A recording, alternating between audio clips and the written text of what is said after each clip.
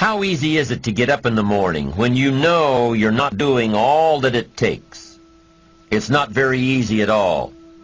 You can just lay there awake thinking, oh, what's a few more minutes in bed? It won't matter much anyway. Wrong. It does matter. It will matter.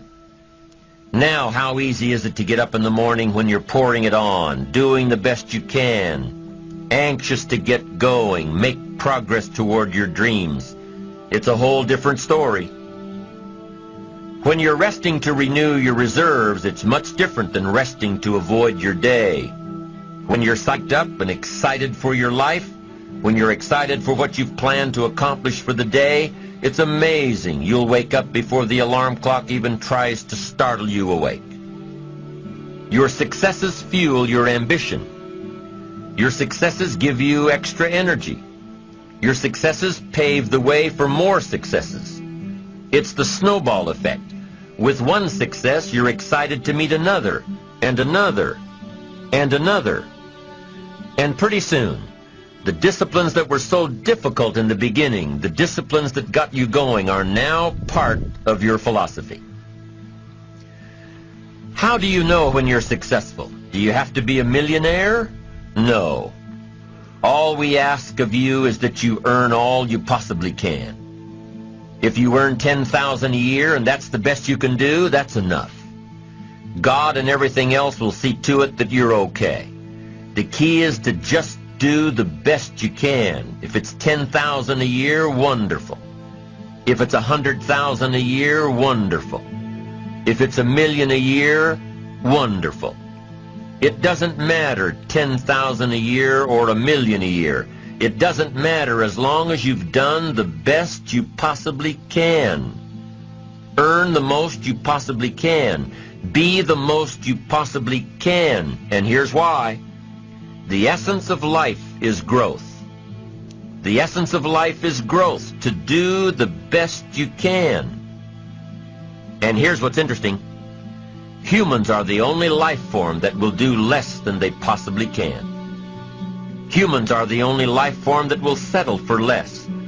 Every other life form except human beings strive to its maximum capacity.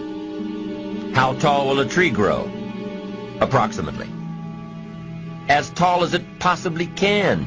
You never heard of a tree growing half as high as it could. No, trees don't grow half.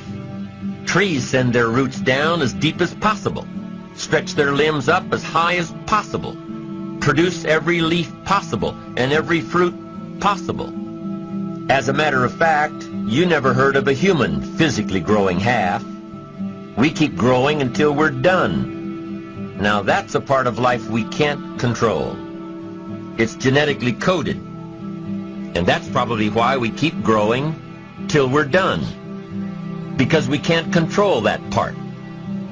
It's the rest of our growing that we control. The growing of our minds, the expansion of our minds, that we can control. And that's what tends to get away from us. All life forms inherently strive to their max except human beings. Now, why wouldn't human beings strive to their maximum possibility? Here's why. Because we've been given the dignity of choice. It makes us different than alligators and trees and birds. The dignity of choice makes us different than all other life forms. And here's the choice. To become part of what we could be, enough to get by, or to become all that we can be. My best advice for you is to choose the all. Earn all you can, make all the friends you can, read as many books as you can, develop as many skills as you can, see as much as possible, do as much as possible, make as much fortune as possible, give as much of it away as possible. The max. There's no life like it. I'm telling you, once I got on track, I've never looked back. Pick up the challenge. Go for it.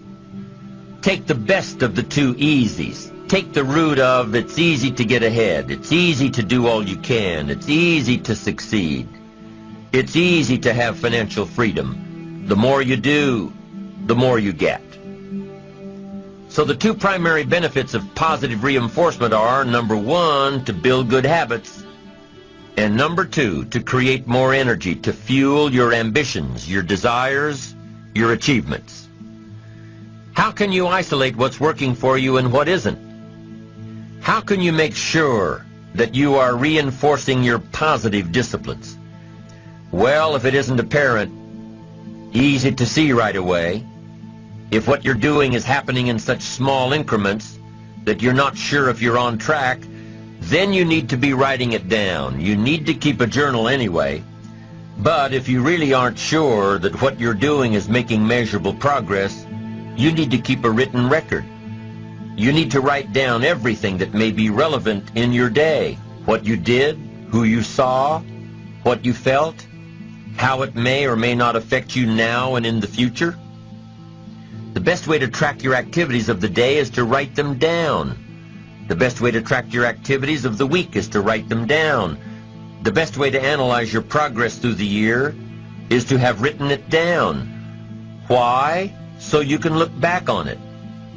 Because by keeping a written record of your life, you will be more accountable. By putting into writing the action steps that you have planned, you will easily see what works and what doesn't. Most people just try to get through the day, never writing anything down, never keeping track of their progress along the way, never really knowing if they are doing all they can to reach their goals, to drive their ambition. But gifted people learn to get from the day.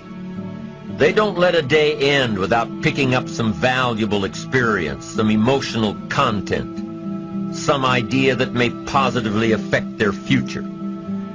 To get the most from a day, to learn the most from a day, you need to be able to reflect on the day. And how can you reflect on a day unless you record it in history?